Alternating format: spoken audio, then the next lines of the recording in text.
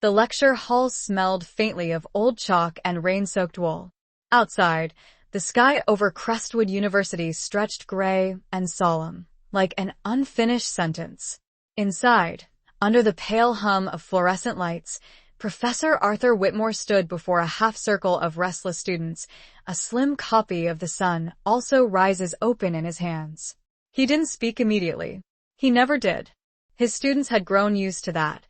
The way he would hold a silence, as if it were a sacred thing, letting the air tighten, letting curiosity ferment. Some fidgeted. Others leaned forward. A few checked their phones under the desk, believing he couldn't see. But Arthur saw everything. He always had. He had been teaching for 30 years, and the art of seeing, of truly reading people, had become as instinctive as breathing. Finally, he lifted his gaze. His eyes, pale blue and slightly weary, wandered across the room before settling on a girl near the back. "Miss Donnelly," he said, his voice low but firm, "how do you think Hemingway uses silence in this passage?" She looked startled, caught off guard. "Silence," she echoed. "Yes. The pauses. The unsaid things." The room fell quiet again. The students waited. This was how it always went with Professor Whitmore. He didn't tell them what the text meant. He made them sit inside it, made them feel the discomfort of its spaces until meaning began to form on its own. Miss Donnelly finally spoke, haltingly. Maybe the silence is part of the emotion.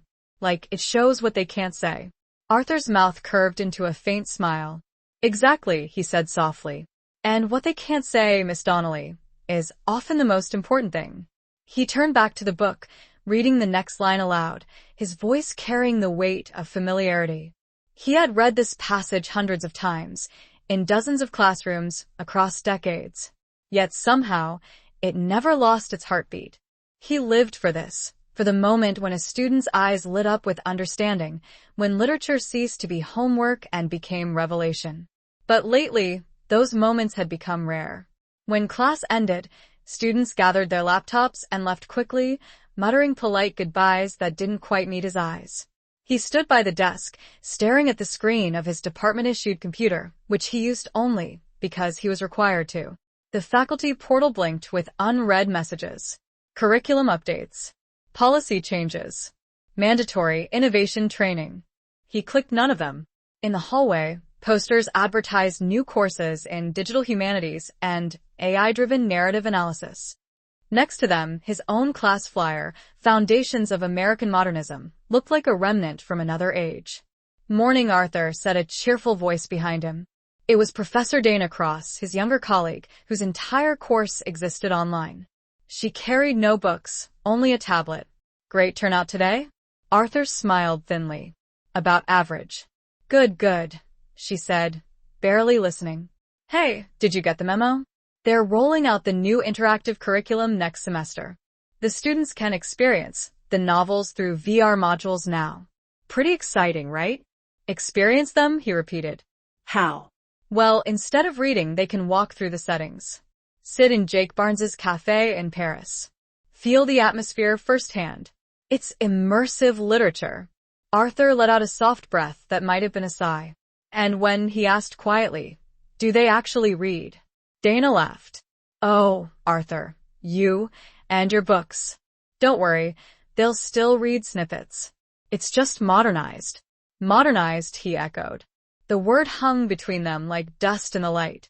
She gave a small shrug and hurried off, her heels clicking down the polished hallway. Arthur watched her go, feeling the distance of generations measured not in years, but in values. That evening, in his small, book-lined office, he lingered long after everyone else had gone home. Outside, rain streaked down the windows. Inside, the only sound was the slow tick of a clock and the soft rustle of pages. He reached for a volume of A Movable Feast, the spine frayed, margins thick with decades of annotations. He'd taught from this very copy since his first year at Crestwood. The notes were not just literary. They were fragments of his life. A scrawled comment beside a passage about Paris reminded him of his first wife, Claire, who had left him for a painter she met in Madrid. Another note about creative solitude had been written the day his daughter was born, in the hospital waiting room, while he reread Hemingway to calm his nerves. The books had witnessed his whole life, his triumphs, his losses, his fading relevance. At midnight, the janitor tapped lightly on the door. "You still here, Professor?" Arthur looked up. "Just finishing something," he said. He wasn't. He just didn't want to go home to an empty apartment that smelled faintly of old paper and loneliness. Weeks passed. Winter turned the campus into a sheet of white silence. Students trudged across the quad, bundled in headphones and winter coats, voices muffled, attention divided. The world had grown noisier and quieter all at once. Then came the faculty meeting that would change everything. It was held in a glass-walled conference room overlooking the courtyard. Arthur sat near the end of the table, surrounded by faces half his age. The dean, a sleek man with perfect hair and a too-bright smile, clicked through slides on a projector. "We're excited to announce Crestwood's transition to a fully digital learning environment," he said, his tone rehearsed. "By next fall, all literature courses will integrate augmented text platforms. Students can interact with AI companions modeled after famous authors. Engagement is expected to triple." The room buzzed with nods and murmurs of approval. Arthur sat still, fingers folded, feeling like a fossil watching its own excavation. When the dean paused for feedback, Arthur spoke quietly. "If I may, what happens to the act of reading? To interpretation? To the space between words where meaning actually lives?" A few turned toward him politely. The dean smiled the way one smiles at a child asking about magic. "Arthur, we're not replacing meaning. We're enhancing it." "Enhancing?" Arthur repeated. "By removing the silence?" The dean's smile tightened. "By making it accessible. The younger generation engages differently now." Arthur nodded slowly, feeling a heaviness settle in his chest. "Perhaps," he said softly, "it's not their engagement that's changed. Perhaps it's their patience." A silence followed. Not the kind he loved, not the thoughtful silence of discovery, but an awkward one, brittle and cold. After the meeting, the department chair, Professor Langford, pulled him aside. "Arthur, you've got to adapt," Langford said. "You're a legend here, but legends fade if they don't evolve. The students don't connect with your methods anymore." "My methods?" Arthur asked quietly. "You mean teaching them to think?" Langford sighed. "Look, the world's moving fast. We have to move with it. I'm saying this as a friend, before the administration decides for you." Arthur stared at him for a long time. "I understand," he finally said. But he didn't. Not really. By spring, the inevitable happened. A student, bright, ambitious, and perpetually restless, filed a complaint against him. The report said his class created a hostile academic environment because he refused to use digital tools and privileged outdated literary interpretations. Arthur was called into a meeting. The dean read the complaint aloud, never once meeting his eyes. He listened silently, the way he always had. When they asked if he had anything to say, he simply replied, "You can't teach silence through a screen." 3 weeks later, he received the letter. It was written in perfect bureaucratic neutrality, thanking him for decades of valuable service and wishing him well in future endeavors. It felt like an obituary. The morning he cleared out his office, students passed by in a blur of earbuds and coffee cups. Few looked up. None spoke. His books were packed into a single box, well-loved, dog-eared, annotated. As he closed the lid, his hand brushed over one of his oldest texts, Letters from the Lost Generation. He hesitated, then placed it gently on top. He left the building quietly, without ceremony. Outside, the air smelled of rain and spring soil. At the gates of Crestwood University, he paused and turned once more to look at the Gothic towers, the ivy climbing the walls, the windows where he had once taught minds to question. For the first time, he realized how little the place would miss him. And yet, deep inside, a stubborn ember of purpose refused to go out. The weeks that followed blurred together. Without the rhythm of classes, his days became shapeless. He woke late, made coffee that went cold, and read until dusk without remembering what he'd read. He walked the same streets every evening, past the cafe where students laughed over glowing screens, past the library that no longer smelled of books, and past a row of closed shops with release signs collecting dust. One evening, as twilight fell, he turned down a narrow street he didn't recognize. At the end of it stood a small brick building with boarded windows. The faded letters above the door read, "Henderson's Books, EST." The sign was half broken, the door padlocked, but something about it stirred him. He pressed his hand to the glass. Inside, he saw shelves still standing, empty, ghostly, waiting. A week later, he called the number on the sign. The rent was cheap. Too cheap. The realtor said the previous owner had passed away years ago. No one wanted the place. "I'll take it," Arthur said. The realtor laughed. "You haven't even seen the inside, sir." "I don't need to." Renovation took months. He cleaned every inch himself, stripped the rotting wood, repainted the walls, and repaired the broken windows. He refused to hire help. Each nail, each brushstroke was a kind of penance, or perhaps resurrection. When it was done, he brought his books. Hundreds of them. He filled the shelves with first editions, forgotten poets, handwritten letters, and out-of-print novels no one had asked about in decades. The air grew thick with the smell of old paper and oil varnish.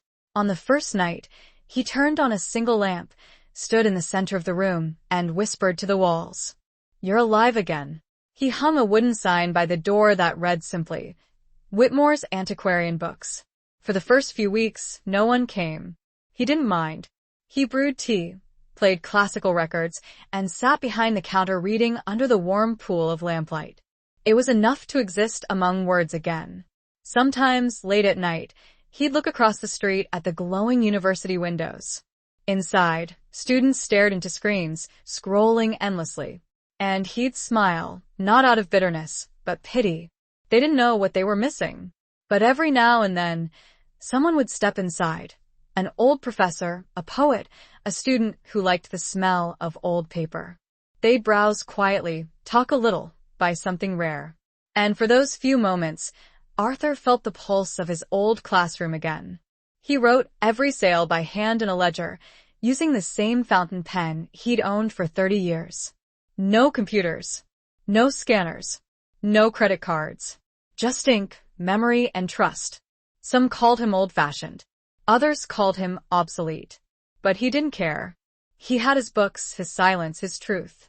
And in that silence, something waited.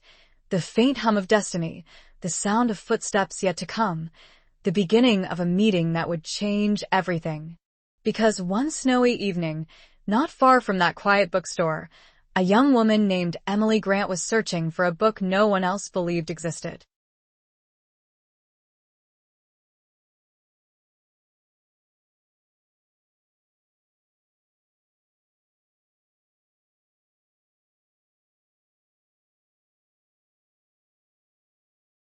Snow had begun to collect in the creases of the street like unwritten lines when Emily Grant pressed her palm to the cold glass of Whitmore's Antiquarian Books and peered inside. The bell above the door, dulled by years of use, gave a tired ring when she stepped in, and the warm, papery air rose to meet her like a memory she couldn't name. A single lamp on the counter cast a small circle of gold over a ledger and a fountain pen. Behind it, a man with thin spectacles and a tweed vest looked up as though roused from a quiet thought rather than sleep. For an instant she didn't speak. She was winded from the urgency that had carried her across campus and through unlit streets. Her scarf was wet with melted flakes. The paper in her fist, the last piece of hope, was crumpled and soft with worry. He seemed surprised by the speed of her arrival and unsurprised by her need all at once, as if he had been waiting to be interrupted by something important. "Good evening," he said, and his voice carried the soft abrasion of pages turned for decades. "You found us. I was told someone said you might have." She unfolded the note with clumsy fingers. "Letters from the Lost Generation. The 1925 Parisian press edition. I know it's impossible, but I had to ask." "Impossible things have a habit of showing up early in winter," he replied, not unkindly, and nodded toward the stove in the corner. "Warm your hands before you tell me why that book matters to you." She stood by the little iron stove, palms extended to its cherry mouth. She didn't mean to spill her story, but the room seemed built for confessions. Emily spoke quickly. The thesis proposal that had been approved on a promise, her promise, to anchor her argument in an elusive primary source, the one edition rumored to contain marginalia from an anonymous translator whose notes reframed the writers not as swaggering exiles, but as frightened young people rehearsing bravery on paper. The library's catalogs had turned up nothing. The archivist's eyes had been sorry. The professor assigned to mentor her had said, with that false, gentle finality, that there were other directions she could take. But she didn't want another direction. She wanted the book as if it were not a source, but a key she had once seen and lost in a dream. He listened with an attention that made her nerves steady. "Do you recall," he asked, "the rumor of where those marginal notes came from? Some say from a graduate fellow in Paris. Others say from a professor who never claimed them. Most scholars call it a myth." "And you?" he asked. She swallowed. "I call it the kind of truth that's too shy to stand under bright lights." A small line of pleasure touched his mouth. "Good." Then he straightened. "Wait here." He vanished through a narrow doorway flanked by biographies and battered atlases. Emily watched the doorway the way sailors must have watched horizons, as if something like land might break it. The shop hummed softly, wood settling, old bindings dreaming, wind nudging the eaves. She studied the spines nearest her. Lives of poets whose names her classmates mispronounced, travelogues that smelled faintly of salt, novels with first printings that still believed in themselves. It didn't feel like a store. It felt like the backstage of time. When he returned, he was cradling a small object in both hands, as if it weighed more than it looked. The book was leather, dark with years, the title stamped almost shyly in the corner, the gilt worn thin as breath. He set it on a piece of cloth atop the counter, and for a moment neither of them spoke. The book had the gravity of a person in the room. "This can't be," she whispered. "It can," he answered. "And it is." She reached, paused, and then reached again. The leather was warm from his hands, or it warmed under hers. When she opened it, gently, afraid of the complaint old hinges make, she saw what she had come for, a slanted, disciplined hand in the margins, not constant but precise, choosing its interventions with the restraint of someone who respected both ink and silence. Notations that were not corrections but conversations. She read, "Their bravado is a little jacket they share because none of them can afford a coat." And notice how the verb swallows the subject here, as if the action were ashamed of the actor. And beside a letter that affected worldliness, a sentence that made her throat tighten, he is writing this to convince himself he hasn't failed. "Who?" she began, but the word ran out of breath. "A translator," the bookseller said. "Anonymous by temperament, not by necessity." She traced the curve of a capital letter. "This changes everything," she said. "This makes them human again." "They always were," he said. "The trouble with our time is that we imagine ourselves the discoverers of humanity and act shocked to find it alive a century ago." She glanced up. His eyes, that pale, thoughtful blue, watched her not in ownership but in witness, and she looked back down because looking up too long made the book blur. "What would it take," she asked, "to read this here? To spend a night with it? I'll be careful. I'll pay whatever." "You'll pay by reading properly," he said, not unkindly. "You'll slow down when the sentence is due. You'll grant the past the same dignity you reserve for your own worries. That's the fee." She nodded almost fiercely. "Yes." "Then sit," he said, gesturing to a wooden chair by the counter. "Ink is courage, pencils are forgiveness, and light, you'll find, is mercy. All three are at your disposal." He slid a pad toward her and a pencil that had been sharpened with a knife rather than a blade, its point a small spear of patience. "Copy what you need. Copy less than you want." "Thank you," she breathed. "What is your name?" he asked. "Emily." "Emily," he repeated, as if trying the sound of it in a sentence, then went to the doorway and flipped the sign to closed, though he didn't turn her out. The bell chain stopped its faint metal talk. He returned to his stool and lifted a different book, not to hide behind it, but to keep his hands from making a fuss of their own. She began to read. The first letter felt like a letter from someone not to a lover or a friend, but to the person he believed he might become if he were very careful and a little lucky.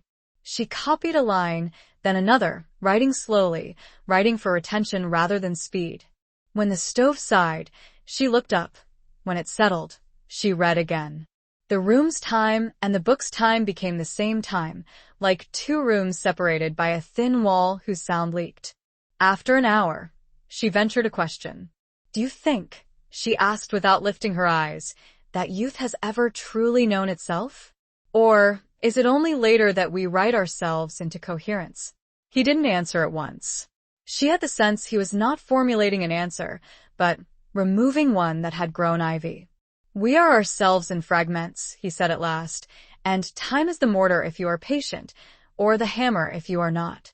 The mistake is to demand from youth the architecture of age. Even their mistakes are worship."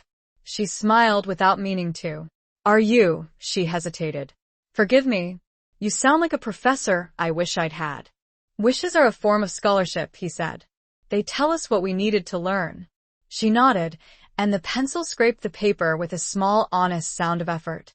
They went on that way. She reading, he tending the quiet. At some point he brought tea, thick mugs, chipped, honest, steam darkening the air, and she thanked him as if he'd offered something rare. He asked nothing of her but attention. It felt to Emily as if someone had removed the hurry from the world. The margins breathed. Her own handwriting slowed until it resembled itself. Near midnight, the weather turned. Wind fingered the window frames and the snow pitched itself diagonally, as if in argument with gravity. The shop, warmed by the stove and their breathing, seemed to draw itself a little smaller, to hold them as carefully as the cloth held the book. "May I ask you something bold?" Emily said. "I prefer it," he replied. "Did you know the translator?" "I knew of him," he said, and the vagueness was deliberate, tender. He declined the full measure of his reputation. He believed notes should be useful and invisible, like a good coat lining. He also believed the young were braver than they let themselves admit, and he felt obliged to speak to that bravery, with respect rather than awe. "That sounds like you," she said, before she could help herself. He did not look up from his pages. "My voice is an old thief," he said lightly. "It steals from everyone it loves." A little after 1, she hit a paragraph that collapsed under her eye. The words refused to stand. She rubbed her brow. He watched the gesture without comment, and when she looked up, his expression had softened into that particular sympathy the very tired offer each other. "Fatigue," he said, "is a cruel editor. Would you like a miracle?" "I don't think you stock those," she said, smiling. "On the contrary," he said, and pulled a short brass lamp from beneath the counter, the kind that directed light like a gentle hand to a shoulder. He adjusted its neck until it clarified the page, and nothing else. The right light is 90% of belief. The paragraphs gathered themselves. She exhaled in relief. She hadn't noticed she was rationing. "Thank you."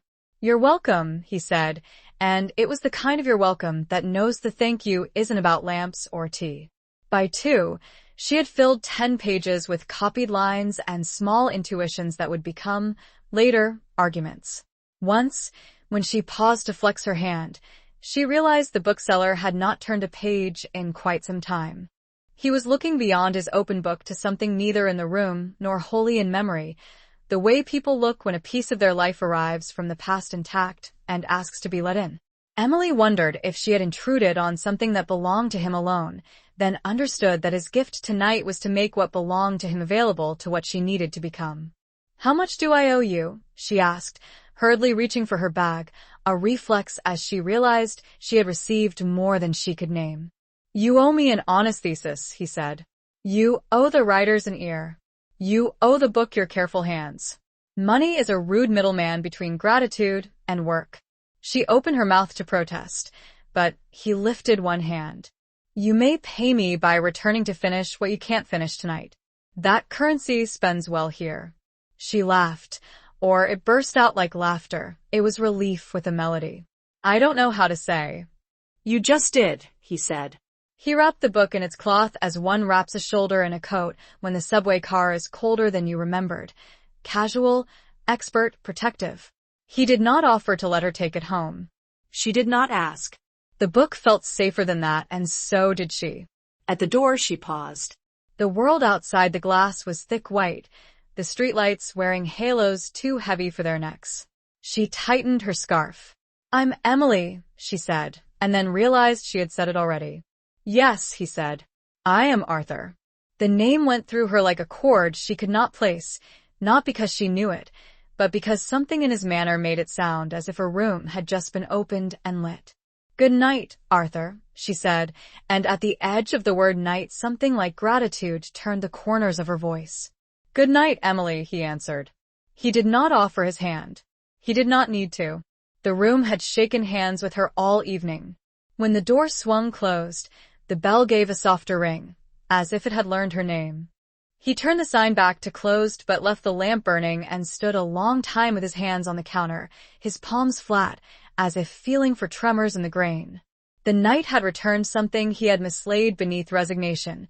Not reputation, not even purpose exactly, but company, a companionable sense that good work was still possible and therefore required.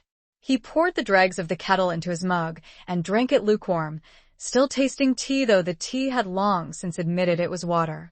A memory rose, uninvited and welcome, a lecture hall 30 years younger, a younger man standing where he had stood today, holding silence like a bowl he could pass around without spilling, watching the shy brilliance of students lift its head because nobody had asked it to jump. He saw Claire's coat on the back of a chair in the front row, his first wife auditing a class because she loved him, then leaving because she loved someone else more. He saw his daughter's first drawing taped crookedly to his office door. He saw the letter that had ended him and begun him again. He saw the moment he had carried this book through a Paris rain under his coat, as if smuggling it across a border inside his chest. He did not cry. He simply stood and let the past finish passing through him until it had rinsed and gone. Then he blew out the lamp, and the shop went to sleep the way creatures do that trust their den. Day arrived with the squeak of a bus brake and the brisk feet of students making paths in the thawed slush. Emily returned before the bell above the door had woken properly. Her hair was damp and braided against the day. Her cheeks were red with cold and decision. She greeted him with the gleam of someone who had not slept enough and had used her tiredness well. He handed her the book without prelude, and the lamp found its position again like a bird rediscovering a ledge. She worked without asking permission for the work, which is how real work is done. He watched her once or twice over the rim of a mug and felt a small, ungovernable pride not in her as a possession but in her as a fact. At noon, the door knocked tentatively and then opened on a professor from the university, a man Arthur recognized though the man did not recognize him. "Oh," the professor said, taking in the shelves with the skeptical awe of someone encountering a cathedral as a practical problem. "I heard you might have some rare editions. I'm looking for an early frost." "We are closed for the morning," Arthur said, and the professor took in the closed sign and the open door and ranked them and chose the door. "I can pay above market," the professor said, which is what men say when they wish money to be a master key. "Then you'll have to find the market," Arthur said gently, and stepped in just enough to be a door that moved without needing hinges. The professor hesitated, then decided not to be insulted, which is the beginning of manners, and left. Emily never looked up. She did not need to. She could tell, from the way the air moved, that the shop had declined to become something it didn't need to be. By late afternoon, her notes had multiplied into a careful stack that made a respectful height. She stood and stretched and winced at the world's attempt to make her a person of joints again. "I should go," she said. "If I stay, I'll begin to mistake this for home." "You can," he said. "Mistaken homes often prove themselves." She smiled. May I ask you a selfish question? Those are the only questions that teach." Are you, Professor Whitmore?" she asked, and felt her pulse make a fist and hold it. He regarded her for a long, narrow moment, as if measuring whether the truth would be used as furniture or weapon. "I taught," he said. "And then I didn't. Now I shelve." "That's not an answer. It's the one that's true most of the time." Her breath fluttered. "I've read your old syllabi. They circulate like contraband. There's a story that you made a class sit in silence for 5 minutes after a single sentence. 7, he said, with the quickness of someone who insists on accuracy only when it matters. It was a long sentence. Something like relief moved through her, but it wasn't relief. It was the courage to stand closer to the person he plainly was. Then thank you, she said softly. For last night. For this. He shook his head once. Save your thanks for the work you'll do with it. Gratitude that doesn't sweat is religion. Gratitude that sweats is scholarship. She laughed, the small bright kind that oxygenates a room. I'll come back tomorrow, she said, and the way she said it made tomorrow sound less like a future and more like a place they were both allowed to go. Tomorrow, he agreed. On her way out she stopped, turned, and looked at the book again as if it might ask for anything further and as if she would give it. Then she left, and he wrote her name in the ledger, not as a sale but as a visitation. Emily G. Letters, copied with care. He closed the ledger and rested his palm on its cover the way a musician rests a hand on the sleeping instrument after a concert, less to hold it down than to thank it for having held anything up. Word travels perversely across small towns and college quads. What is true moves slowly. What is almost true is fitted with roller skates. By the next week, 3 students had stood in his doorway with embarrassed curiosity and left with paperbacks they promised to read, and perhaps did. A retired librarian arrived with a cake that tasted like an apology for a world that had chosen convenience over the ritual of discovery. A reporter called. He did not return the call. An email from the university's acquisitions department appeared in his inbox, which did not exist. The rumor reorganized itself. An old bookstore stocked miracles. An old man sold time by the hour. A disgraced professor ran a church of paper. He objected to disgraced only mildly, to church not at all. In the evenings, Emily worked, and in the mornings she went to class and heard her peers talk about engagement metrics and outcomes, words that behaved like clipboards. Her thesis advisor, a reasonable man with a reasonable mustache, peered at her pages one afternoon and said, "Where did you find these readings?" in a tone that meant both I am impressed and I am suspicious. She told the truth, that she had found them in a bookstore, that she had found them in a book, that she had found them in the margins, that the margins had been kinder to the text than many of its readers. The advisor nodded the nod professors give when they have heard something they cannot supervise and therefore must classify. Proceed, he said, and she did. One night, when the snow had receded into the plank seams of the street and the first impatient puddles of March had formed, a humming light gathered at the shop window. Students in pairs and 3 slowed, looked in, looked at each other, and then walked on. 2 came in. One bought a used copy of A Farewell to Arms and clutched it, as if holding it near his stomach could teach it to be brave. The other asked for a book about New York that feels like rain, and Arthur handed her the Colossus of New York without speaking. She looked at him as if he had fetched not a book but a mood from a back room and wrapped it in paper. Neither of them asked about the rare letters. Neither of them needed to. The shop was not a trivia night. It was a weather system. One late shift, Emily finished copying a note that said simply, "They wrote as if time were cheap and courage expensive," and learned, to their horror, that it was the other way around. She put her pencil down and looked at Arthur with something like permission to be honest and said, "I was told you were obsolete. Not by anyone who'd met you. Just by the sound that runs through departments when the word past is pronounced." She swallowed. "I'm sorry. You are responsible for the words other people choose," he said. "I repeated them by acting as if they were true," she said. He considered, then nodded. "Apology accepted." "On what terms?" she asked, mouth slanting toward a smile. "On the terms that you will repeat something better," he said. "That you will talk about this book as if it were a person and make everyone listen with their hands as well as their minds." She lifted her palms. "I can do that," she said. "Then you will be as modern as anyone needs," he replied. When she finally gathered her things, her notes paper-clipped in modest bundles, she hesitated.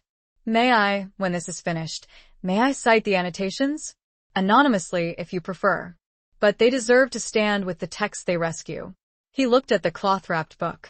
The past had a specific gravity. "You may cite the annotations as coming from a private collection, author unknown," he said. "And if somebody insists the unknown must be a man of a certain age, You may insist they consider that inspiration is careless about demographics. She nodded, eyes warming. You are a careful man, she said. I am a survivor of carelessness, he answered, with a small shrug that unknotted something inside her chest. They stood at the door together for a moment, watching the campus lights on the other side of the street swarming in the fog. Emily said, without looking at him, if I succeed, it will be because you refuse to let a book be only a book. If you succeed, he said, it will be because you refuse to let a book be only yourself. She turned, startled by the precision and grateful for it. Good night. Good night, he said, and this time he did offer his hand, and she took it, and the handshake had the old-fashioned decency of a promise made without signatures. After she left, he cleaned the counter and stacked a few returns and tried not to think of the possibility he had kept folded and tucked away like a bill he could not spend, that he missed teaching the way men miss the sea, not for its calm, which is rare, but for its storms, which teach you where your hands belong. He did not want to return to the institution. He wanted institution to return to him in the form of a single student at a time. Maybe it had. That week, the university announced the annual symposium in American letters. The email, which reached him via Emily, who printed it and brought it in, carried a keynote theme that might have been chosen by accident to hurt him, digitizing the ineffable. He smiled at the phrase as a man smiles at a hat that does not fit. Emily, watching his face with the right to do so, said, You could come. He shook his head. I have a bookstore, he said, as if that answered all questions, which in a way it did. But on the night of the symposium, he found he could not pretend the street was uninterested. He stood in the doorway of the shop after closing and watched the university's panes filling with people. He thought of a long-ago lecture and of 7 minutes of silence and of a student who had cried because the line would not let her remain proud. He thought of the book on his counter and how it had made someone else cry once, for the same reason, and of how those two sadnesses were probably lovers. He went back inside and turned off the lamps and put his hand on the book and said, aloud in the empty shop, We are not finished, and meant both of them. On Emily's side of the street, the lobbies smelled like new carpet and ambition. She signed her name at the registration table and took a program and folded it around her wrist like a cuff. She did not present that night. She listened, which is a braver act than speaking when the room glitters. Panelists said clever things about archives that live nowhere in particular. A presenter quoted an AI that had summarized Stein. Someone else proposed that marginalia be tagged and ranked for sentiment. Emily heard them all and gave them her attention, the way one listens to a cousin at a holiday who might yet reveal a kindness if you endure the stories. When she went home, she wrote for 3 hours in a language that felt like her own skin. By the time spring sharpened the air and the magnolia on the quad fattened toward blossom, her thesis had the shape of something that might withstand weather. She brought the first complete draft to the shop in a manila folder, as if delivering something you'd rather a person meet before the rest of the world could decide how to greet it. Arthur took it, not flipping past the title page, and said, Congratulations, which sounded, in his mouth, like a blessing that included responsibility. Will you read it? She asked. I will read it the way you read those letters, he said. Slowly. With mercy. Mercy? Scholars need it more than sinners, he said. Sinners know what they did. They laughed, and the laugh had the clear ring of people who have not earned joy but have not disqualified themselves either. That night he read until very late, and when he finished he wrote her a short note on the back of the shop's bookmark. You have written something that treats the dead as if they can still be surprised. Keep that. Also, move the paragraph about borrowed courage to the end, where it can be mistaken for prophecy. He left the note in the book, and when she found it the next day, she pressed it to her chest like a letter from the camp of her better self. On a rain-polished evening in May, she stood again in the doorway, not to work but to say a single sentence that made him steady himself as if the floor had answered in waves. They accepted it, she said. With commendation. He nodded once, then twice, and then placed both hands on the counter as if one could bless wood. Good, he said softly. Good. She added, awkward and glad, I told them the notes were from a private collection. I didn't say whose. He nodded again. They belong to their work, he said, not to the worker. She hesitated. I'd like you to come when I present. Sit far back if you like, and leave early if you must. But I'd like to look up once and know that the person who taught me to listen is listening. He considered the doorway, the rain, the sign that said closed and meant open to those who are not frightened by thresholds. I will come, he said, if you promise to read one sentence until the room has to earn the next. She smiled like weather clearing over a necessary harbor. 7 minutes? As long as it takes, he said. When she left, he stood a long while looking at the lamplit counter and at the book upon it. He thought of all the quiet he had hoarded like a miser, and how odd it was to discover that the interest it had accrued was not to make him rich, but to make someone else study. He did not mind. Wealth had always bored him. Steadiness never had. The night before her presentation, he polished his shoes, a ritual he had abandoned after his last class day. He took out the tie he used to wear when he wanted to signal that something mattered and tied it even though the knot had grown stiff with disuse. In the mirror, he looked like the memory of someone respectable. He smiled at the reflection as if meeting an old student who had done better than expected. On the counter, he left the ledger open to the last line he had written that afternoon. Emily G., returning soon, and put the pen down beside it as if the pen might need a nap. He turned off the lamp. The shop darkened in that generous way good rooms do, with no hard edges. Outside, a stray car made a moving rectangle of light on the ceiling as it passed, and then it was gone, and he stood a moment longer, feeling the building's breath even out. He locked the door and stepped into the night.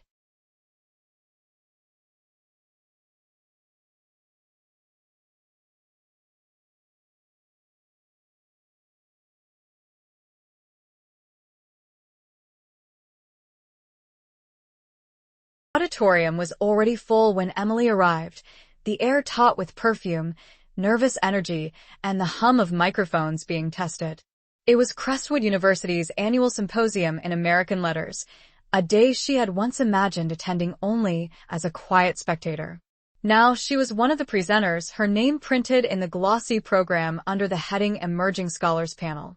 The title of her paper looked too large in that typeface. The Forgotten Voices of the Lost Generation, a re-examination of human vulnerability in early 20th century correspondence. She had read it so many times that the words had become numb, but tonight they pulsed again with danger and hope.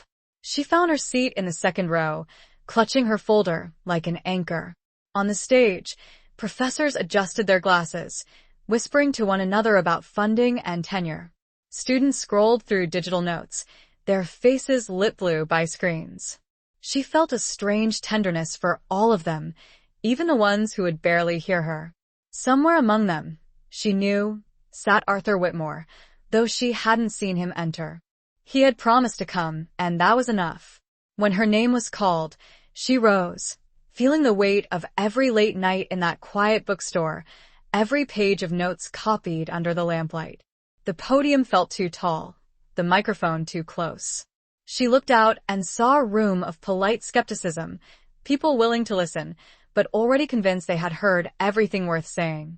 Good evening, she began. I want to start not with theory, but with a silence. A few brows furrowed. She let the pause stretch. The hum of the projector grew audible. Someone coughed. This, she said finally, is how meaning begins. Not in words, but in waiting. The first line of her paper followed naturally, as if the pause itself had carried it forward. She spoke about the letters written by expatriate writers in the 1920s, the fragments of longing and exhaustion that rarely made it into textbooks. Her voice steadied as she quoted the marginal notes. Those same sentences Arthur had once written in another lifetime. Their bravado is a little jacket they share because none of them can afford a coat. A murmur moved through the room. Heads lifted. She felt it. Attention, the old kind, the kind Arthur had told her about, the kind that listens with hands as well as ears. She described how those annotations reframed the myth of the lost generation, showing them not as icons of rebellion, but as frightened, brilliant humans trying to survive themselves. As she read, she felt him.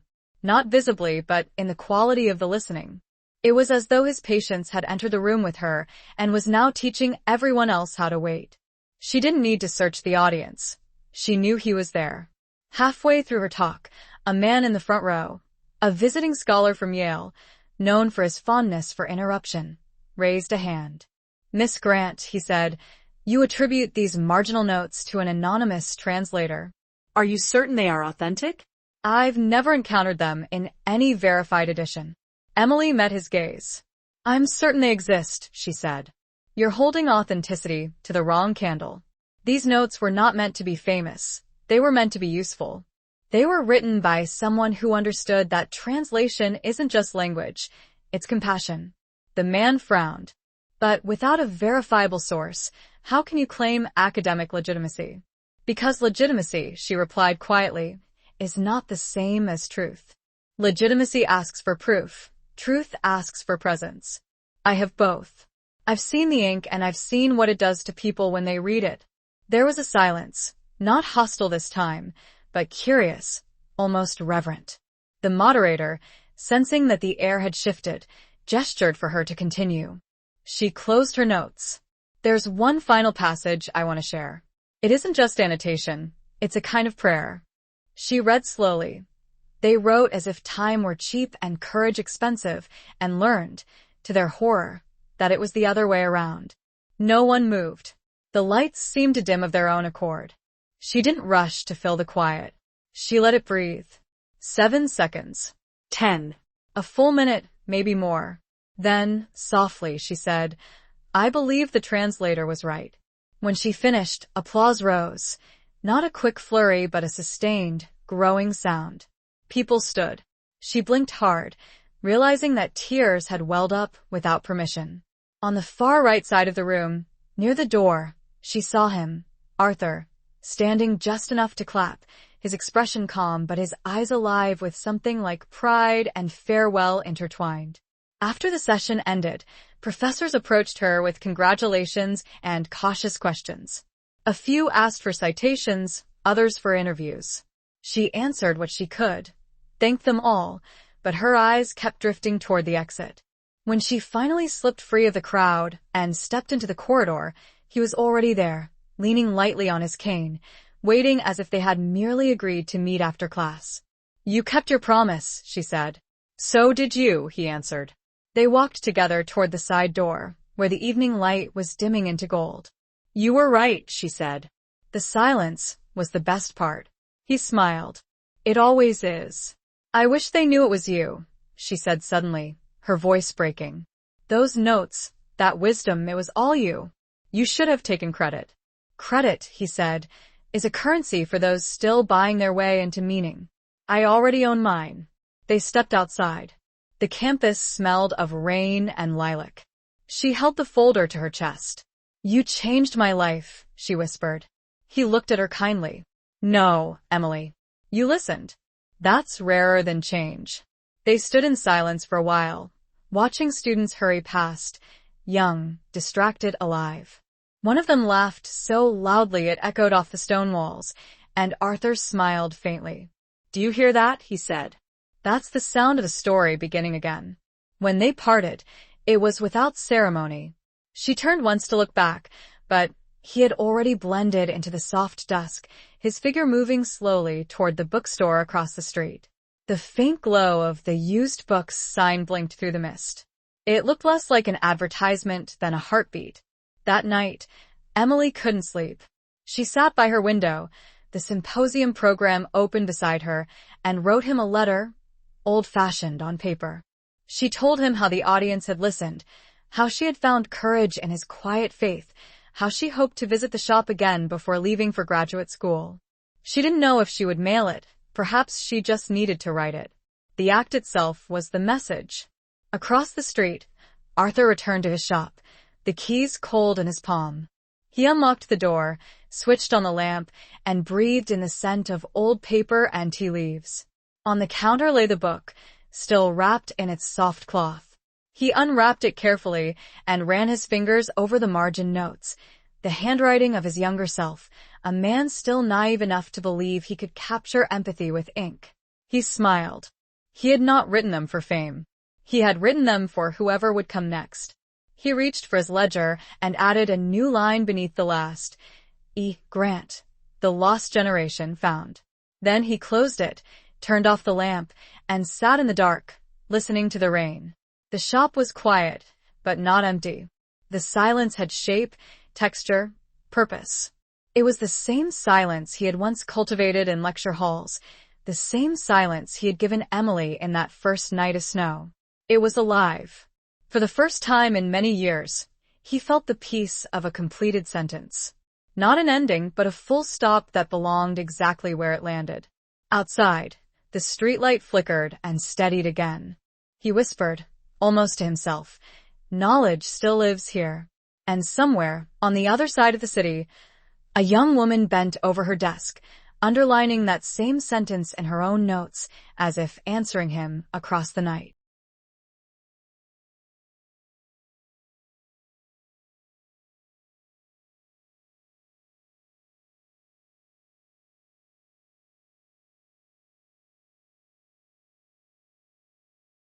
Under the pale breath of dawn, Whitmore's antiquarian books woke like an old house that still remembered its rituals.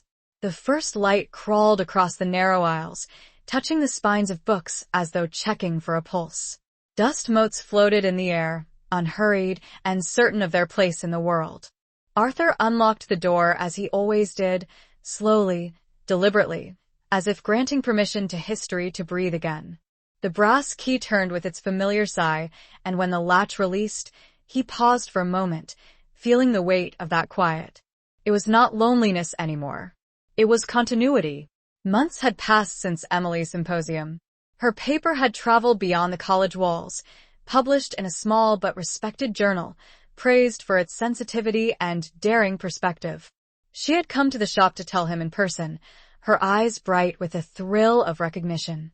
He'd congratulated her, of course, but the pride in his chest was quieter than applause. It was the kind of pride that felt like release. She belonged to the world now, not to him, not to this place. Still, she visited when she could, sometimes bringing her friends, sometimes just sitting in the corner with tea and silence, as though the shop itself had become a second language between them. Arthur's days had fallen into a rhythm of small rituals.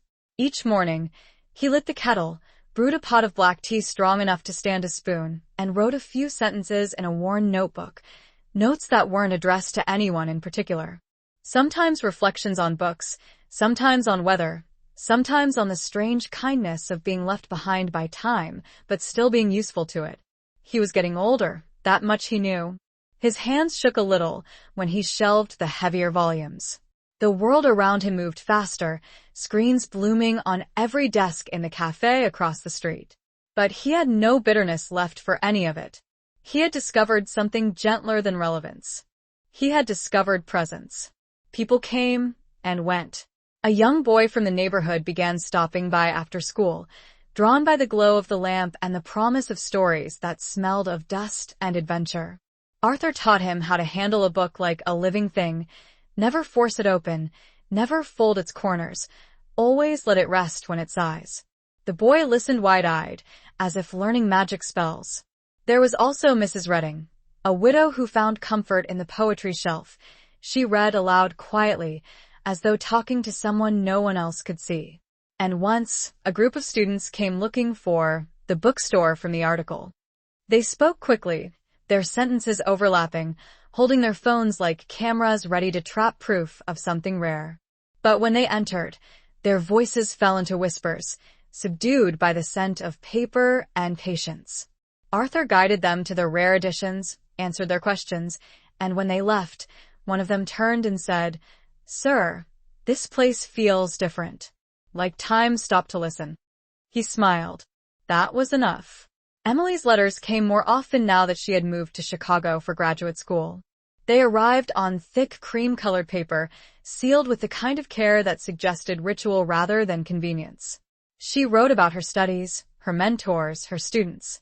She wrote about the loneliness of modern libraries, endless digital catalogs that never smelled like anything, professors who loved data, but not discovery. And always at the end, she wrote about him.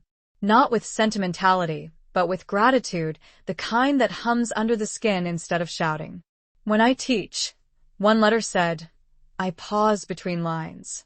Sometimes the silence frightens them, but then it changes the room. I think you'd approve. He did. He always did. Winter came back, gentler this time. The snow lay thinly over the street, the kind that melted by noon but left the world quieter for its visit.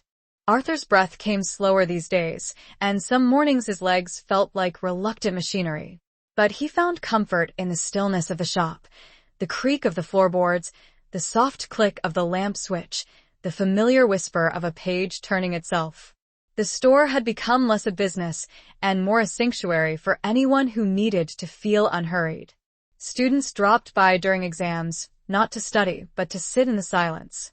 A musician left a violin on the counter one day as collateral for a rare score, then never came back. Arthur kept it polished, believing some things return in their own time. He was aware, though, of the thinning of days. The mirror told him what his mind tried to ignore, the tremor in his hands, the pallor beneath his beard, the small moments of forgetting. There were times he misplaced a book he had just catalogued or forgot to lock the door at closing. It didn't frighten him, only reminded him that everything in the world, even knowledge, had its half-life. One evening, after the last customer left, he sat at the counter, pen poised above his ledger, and realized he couldn't remember the date. He stared at the blank space for a long time before writing simply, "Still here."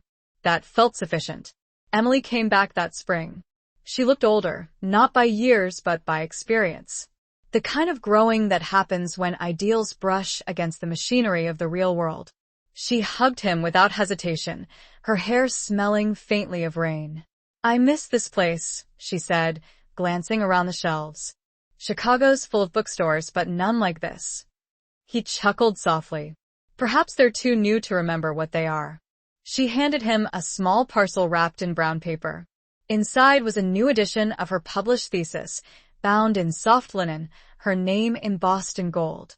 Beneath it, an inscription, "For A.W., who taught me that silence is the oldest language of understanding."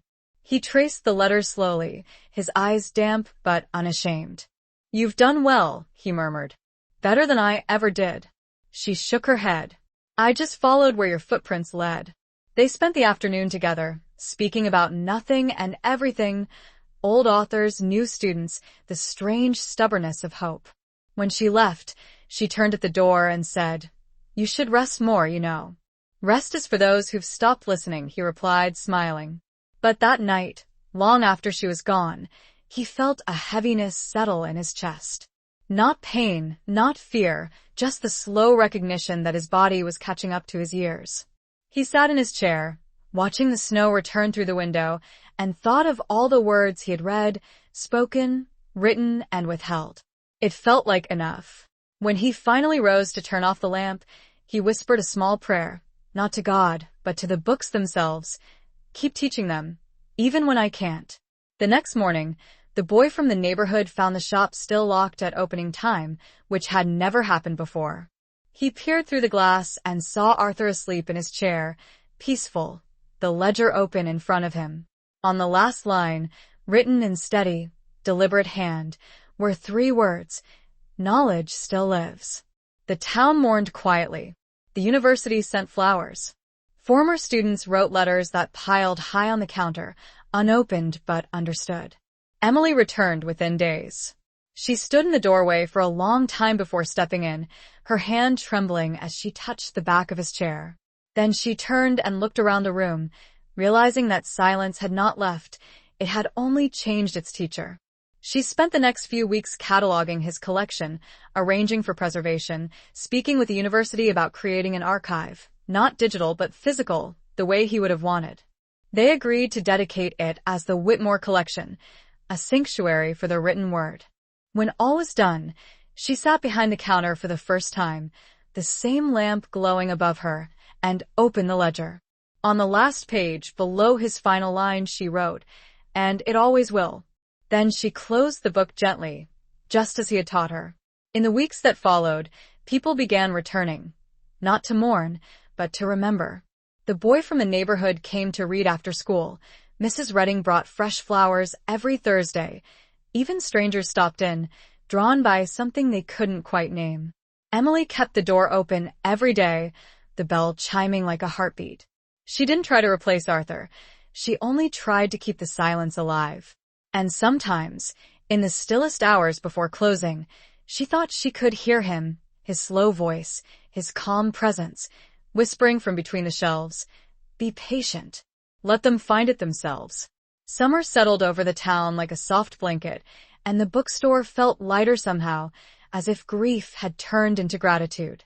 The pages of old books curled in the heat, and the air smelled of paper, tea, and rain. Emily began writing again, her next project something deeply personal, part memoir, part biography, about the man who had refused to vanish. She called it the bookstore that knew too much. Every evening, after closing, she would read aloud what she had written that day, as if reporting back to him. "Today I wrote about the first night I found the letters," she would say softly. "I think I finally understand why you never signed your notes." It wasn't humility. It was generosity. You wanted the words to belong to whoever needed them next. Sometimes she left the door open to the cool night, letting the wind flip a few pages as if he were answering. Years later, the bookstore became a legend. Writers visited it like a pilgrimage. Scholars came to study his marginalia, and young students, those raised on glowing screens, came to rediscover the slow wonder of ink and paper. And though many never knew his face, everyone who entered felt the same quiet pull toward reflection, the same reverence for stillness. The world had moved on, but it kept returning to him, one reader at a time. One autumn afternoon, Emily received a letter with no return address. Inside was a single sheet of paper, aged and faintly yellow, written in familiar looping handwriting. "The silence you keep is louder than the world's applause. Guard it well." There was no signature, but she smiled through her tears. Whether it was something Arthur had written long ago or a kindness left by someone else, it didn't matter. It carried his voice. It carried the lesson. That night, as the lamps dimmed and the city outside drifted toward sleep, she stood at the counter, looking at the shelves glowing gold in the half-light. She whispered to the empty air, "You were right, Professor. The silence always teaches." And she could have sworn the lamp flickered in answer.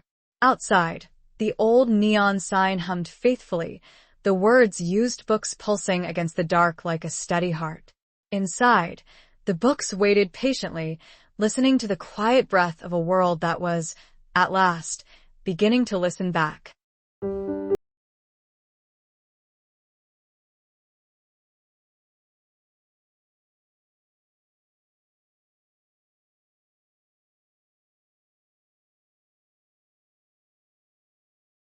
The wind off the Hudson had a particular voice that autumn, a low, restless murmur that seemed to carry with it both memory and expectation. Inside Whitmore's antiquarian books, the sound softened into a gentle sigh that rustled through the leaves of open volumes and fluttered the paper corners like slow breathing.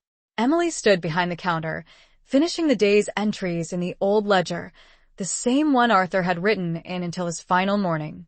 The ink had faded on some of his earlier pages, and she had made a promise to never replace it, to let time erase at its own pace.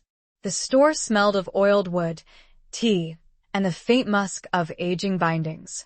Outside, evening was gathering the city in handfuls of gold and gray.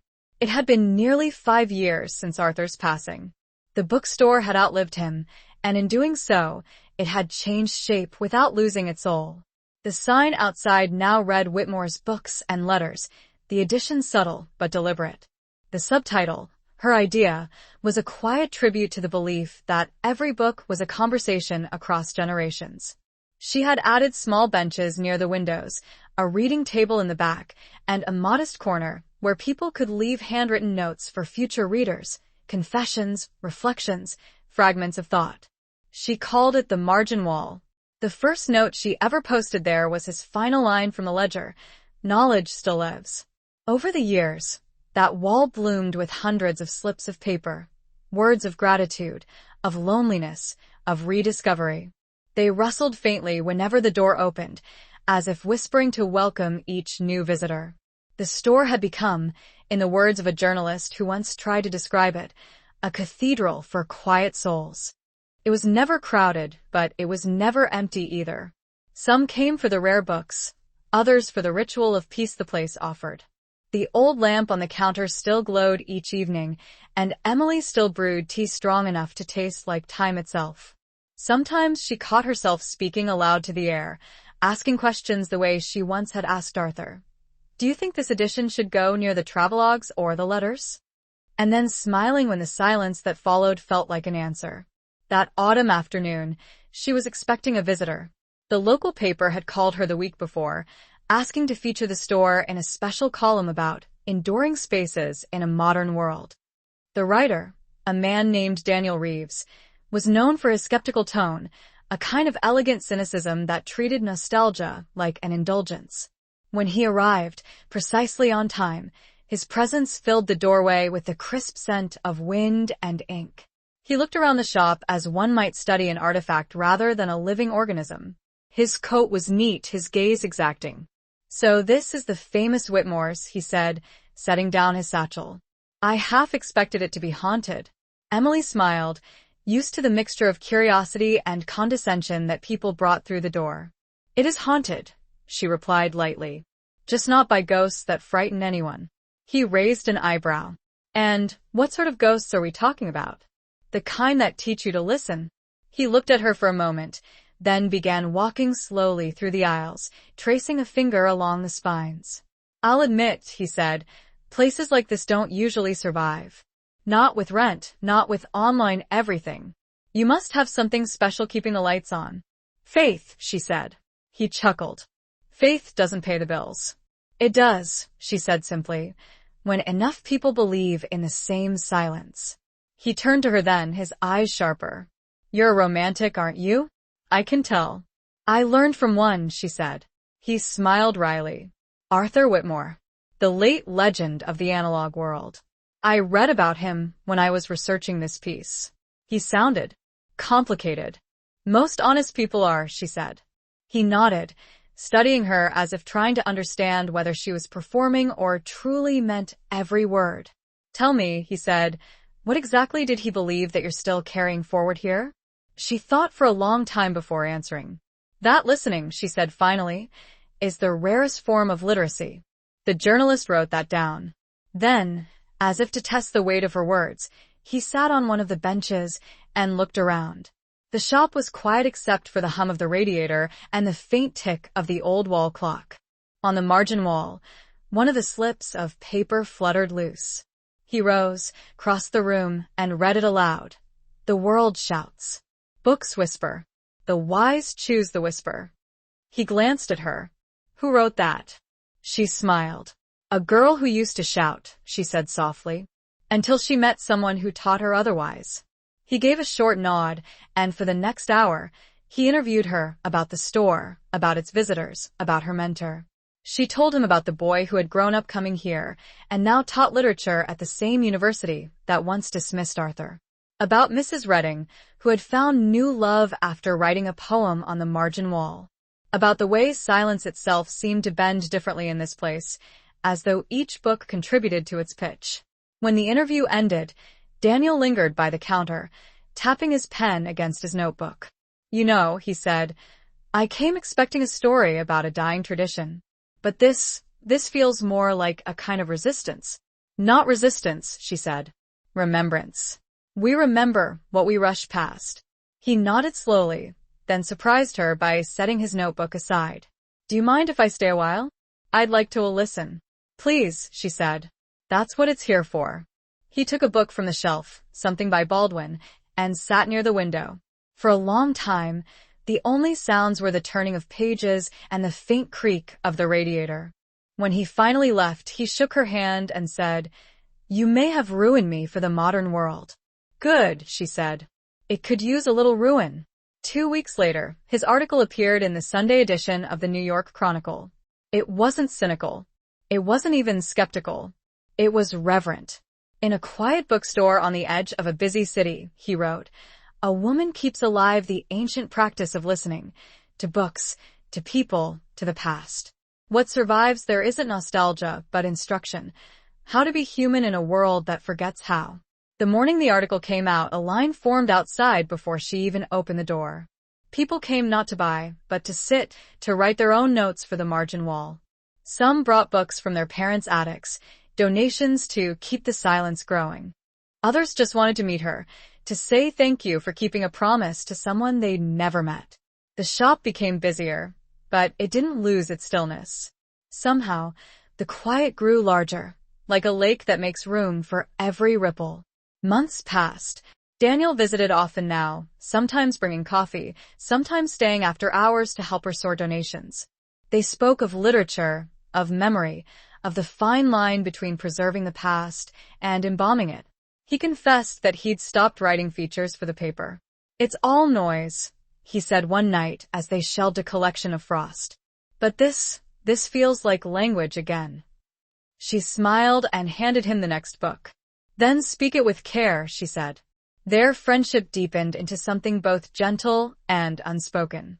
It wasn't romance, not exactly. It was the kind of connection that lives between two people who recognize the same quiet in each other. Some evenings, they sat with tea and shared silence the way others shared wine. When he laughed, it was softer than before. When she smiled, it reached further into her eyes. One winter evening, snow fell thickly against the glass, muting the world outside. The lamps cast warm halos across the floor. Daniel looked at her across the counter and said, "You know, I never met Whitmore, but I think I understand him now." "How so?" He wasn't trying to save books. He was trying to save attention. She nodded slowly. "Exactly. He used books the way other people use prayer, to keep the world from slipping away unnoticed." He thought for a moment. "And what will you use?" She smiled faintly. "The same thing. Words, silence, and maybe, if I'm lucky, company." The storm lasted through the night.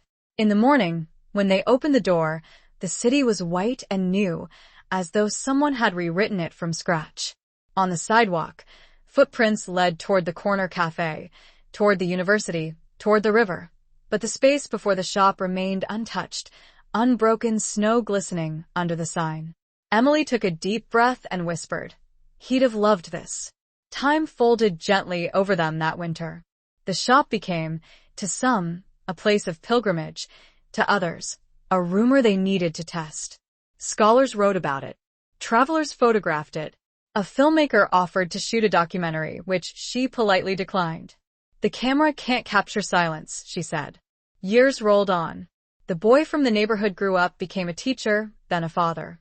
He brought his own children to the store, telling them stories about the man who believed books could breathe. Mrs. Redding's poetry was published posthumously, her ashes scattered near the bench by the window where she'd once read aloud to the air. The margin wall had long since outgrown its space. Emily had to dedicate an entire alcove to preserve the older notes. When she read them sometimes, she marveled at how Arthur's influence had multiplied, every message another echo of his belief that the written word was not a relic, but a living bridge. One evening, when the day had emptied its last customers into the night, Emily sat with Daniel by the counter. The lamplight flickered softly, throwing amber shapes across the room.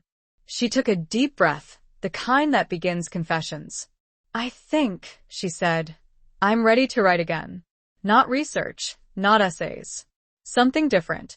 He leaned back in his chair. "What kind of something?" "A story. About him. About all this." He smiled. "You mean a memoir?" "No," she said. "A letter." She began the next morning. The first line came easily, as if it had been waiting all along. "Dear Professor, the silence still lives." From there, the words flowed, about the years she'd spent in the shop, about the people who found their way here, about the lessons she carried. Each sentence felt like a conversation with someone just beyond sight. Sometimes she laughed. Sometimes she cried. By the time she finished weeks later, she had written something both too long for a letter and too small for a book. It was, as Arthur would have said, exactly enough. She printed 5 copies. One for herself, one for Daniel, one for the university archives, and two to be hidden among the shelves for future readers to discover by accident. The last copy she placed inside letters from the lost generation, tucked between the pages where Arthur's handwriting once whispered from the margins. Then she closed the book and rested her hand upon it. Outside, the season was turning again. Leaves fell like quiet applause along the sidewalk. She watched them swirl through the window and thought of the years ahead, the ones she might not see, the readers who had come after her, the endless conversation she and Arthur had started. She smiled, feeling no sadness, only the calm of something complete. The bell above the door chimed softly as a new customer entered, a young girl, maybe 16, her backpack heavy with textbooks, her expression curious. "Hi," she said. "My teacher told me about this place. I'm looking for something old but true." Emily smiled. "You've come to the right place." The girl wandered the aisles, fingertips brushing the spines as though greeting each book. She stopped suddenly, pulling one from the shelf, the very same letters from the lost generation. She opened it carefully and gasped when a folded sheet of paper slipped out. Emily watched from the counter, heart beating quietly. The girl unfolded the paper and read. Then, with a small, incredulous smile, she whispered, "I think someone wrote this for me." And just like that, the conversation began again. The girl bought the book with money she had probably meant for lunch. As she left, Emily called after her. "Remember, read slowly." "I will," the girl said, clutching the book like a secret. When the door closed, Emily turned to Daniel, who was watching from the back table, and said, "It's happening again." He smiled. "Of course it is. You can't kill a voice that teaches people how to listen." She laughed softly, feeling the truth of it move through her like music. "No," she said. "You can only join the choir." Outside, dusk deepened into evening. The neon sign buzzed faintly, its letters glowing against the dark. Used books. But beneath the hum, if one listened closely enough, there was another sound, a kind of heartbeat, slow and patient, older than memory itself. Inside, the lamp stayed lit long after closing, as it always had, keeping watch over a room full of words that refused to stop speaking. Transition to the next chapter. The next chapter should move further into the future, decades later, when Emily herself has grown old and the bookstore has passed into new hands. Explore how the philosophy Arthur began and Emily nurtured becomes a legacy that endures through generations. Introduce a new keeper, a young writer or teacher who discovers the store through Emily's letter, and show how the world around them has changed even more, yet the essence of Whitmore's silence continues to guide those who seek meaning beyond noise. The tone should feel timeless, almost mythic, blending nostalgia with renewal, as the final link in the chain of listeners prepares to carry the story forward.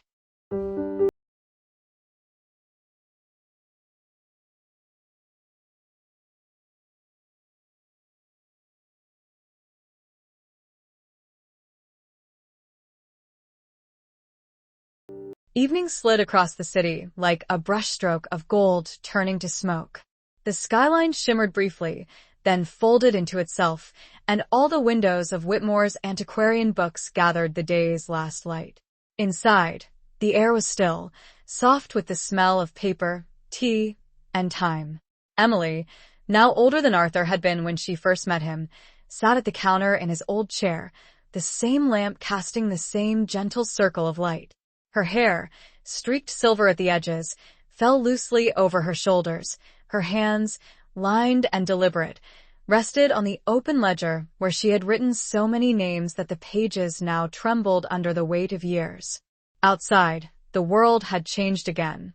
The bookstore stood like a pocket of stillness between towers of glass and noise. The city had learned to speak in light, not words, neon signs blinking faster than thought, drones whispering through the night, the hum of digital life stretching into eternity. But here, inside this narrow room of quiet, time obeyed a slower rhythm. The bell above the door, polished from decades of touch, still chimed the same fragile note each time someone entered, a sound so soft it might have been the heartbeat of the past itself.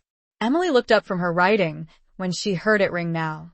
A young woman stood hesitantly in the doorway, clutching a worn paperback to her chest. She couldn't have been more than 20, but there was something in her expression, a mixture of curiosity and reverence, that Emily recognized instantly. The girl smiled nervously. Sorry, she said. I wasn't sure if you were still open. I never close, Emily said, and meant it. The girl stepped forward, eyes wandering over the shelves. My mother used to bring me here when I was little, she said softly. She said this place has a heartbeat. I didn't believe her then. Emily smiled. And now I think I can hear it. She moved toward the back corner, where the margin wall still stood, layered with thousands of notes, folded and unfolded, yellowed and new. She reached out to touch one, careful not to disturb it, and then turned back. I wanted to bring this back, she said, holding out the paperback. It's the Lost Generation letters. My mother said she found it here, years ago. Inside, there was a letter. It changed everything for her. She said whoever wrote it must have known her without ever meeting her. I wanted you to have it again. Emily took the book gently, her fingers tracing the familiar texture of the cover. She opened it, and yes, there it was. The letter she had written so long ago, folded neatly between the pages. She read the first line and smiled, tears gathering quietly in her eyes. Dear reader, the silence still lives. She closed the book and looked up at the girl. Your mother was a listener, she said softly. She understood what this place was for. The girl nodded. She said it taught her how to forgive herself. For a moment, Emily couldn't speak. The lamp flickered faintly, and she felt Arthur's presence there, not as a ghost, but as warmth, as continuity. It was happening again, just as it always had.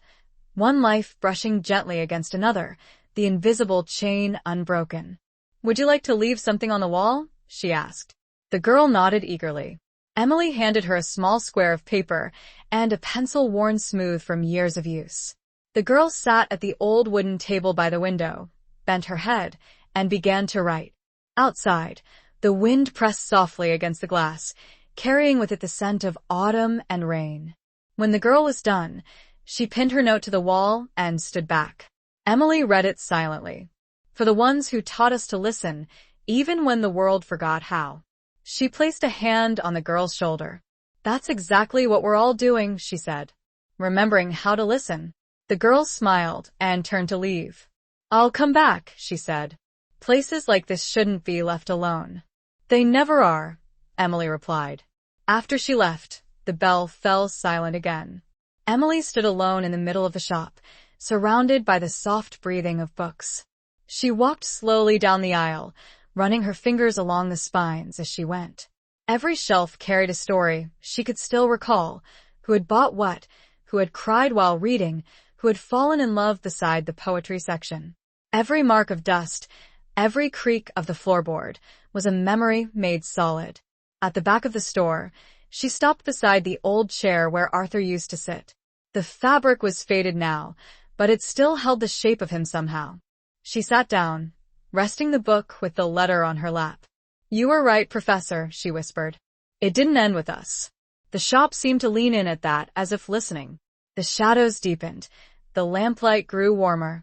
She could almost hear his voice, that calm, deliberate tone.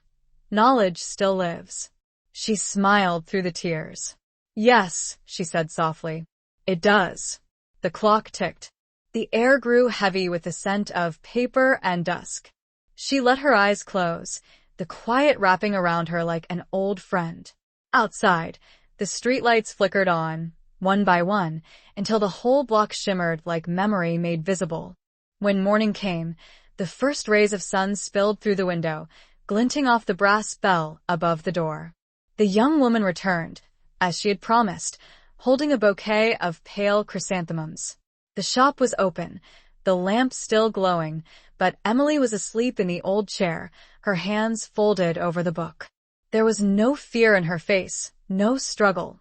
Only peace, the serene kind that belongs to people who have completed their sentences. The girl set the flowers on the counter and stood in silence. Then, as if guided by instinct, she picked up the ledger and turned to the last blank page. The ink pot was still open beside it. She dipped the pen and wrote carefully, her handwriting firm and young and certain. E. Whitmore. Silence remembered. Knowledge still alive. Then she closed the ledger, straightened the lamp, and looked around.